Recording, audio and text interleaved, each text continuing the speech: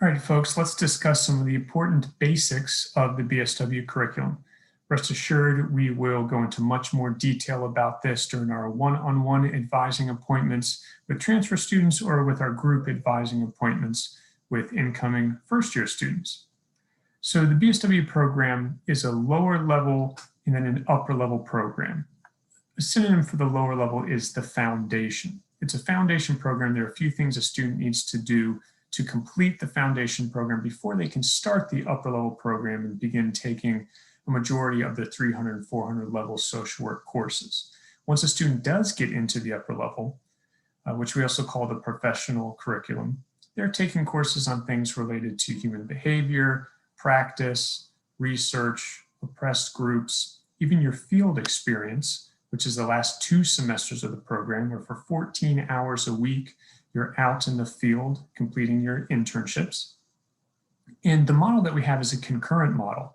So whereas some other programs may for your last semester require you to go out for 40 hours a week and be out in the field, we combine that within the classes that are offered for each of your last 2 semesters in order for you to be able to get out into the field and then take that experience back into the classroom and share it with your classmates and learn further from your field experience. Curriculum sequencing is important. Basically what I mean by that is knowing which classes to take when. Here's an example of the foundation box of courses. All of these classes must be completed before a student can start the upper level. Like I said, we'll go into this in much more detail in advising, but a few other important things to note. Not only do you have to have all of these courses in this box completed before you can start the upper level, but you also need a 2.5 cumulative GPA from VCU. So for our transfer students that might only have 1 or 2 semesters in the lower level, you'd have to get that VCU GPA just within those semesters. A typical incoming freshman might have all 4 semesters in the lower level because we typically split the lower level as 4 semesters and then the upper level as your last 2 years, your last 4 semesters for incoming first-year students. So you need that 2.5 GPA regardless. You need 54 total earned credits. And then, like I've mentioned, most important thing perhaps is all of these courses completed.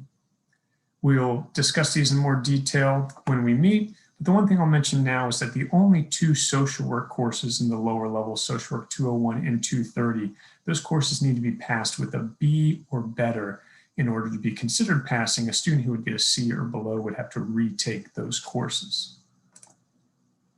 The next box of courses we have here we call the additional requirements box. What separates this box from the foundation box is that even though all of these courses must be completed, they do not necessarily need to be completed in the lower level. In fact, they can be completed at any time in the lower level or the upper level before you graduate.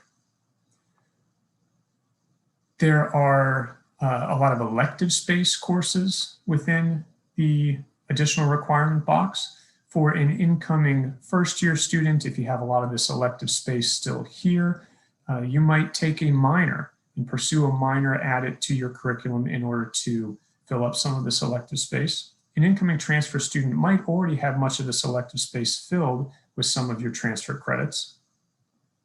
But other than elective space, we also have other requirements such as further psych and biology courses, some general education courses, humanities and social behavioral based courses, and then also some foreign language requirements.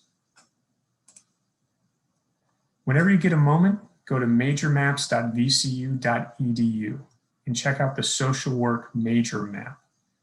Social work major map is a pathway for academic planning, career planning, and connections to resources and activities that will maximize your VCU experience. So basically it's a graphic with a well-delineated list of resources and links and things to remind you of that if you utilize these things and maybe ask questions about them during advising, it'll certainly maximize your experience at VCU.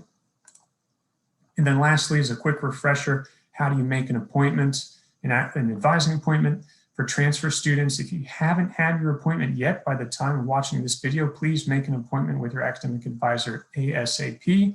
Appointments are made through Navigate. Either you can find that in the transfer student checklist, you can find it in the My VCU page, You could download the Navigate Student app. But do keep in mind that if you are a transfer student coming in with a pre-social work associates from either John Tyler or Reynolds, you're going to make your appointment with Caitlin Gerals, not with me, Jake Branigan. So if you don't see Caitlin Gerals listed as your advisor, please email her at geralskb@vcu.edu. And for our incoming first-year students, in early July, group advising appointments will become available, and those dates are going to range between mid-July and perhaps a date or two in August. The specific dates are to be determined, but I will email all the incoming first years with further instructions on how to register for these group advising appointments, where you will get a list of your courses and we will discuss the curriculum in a bit more detail. I will send that email out to everyone in early July.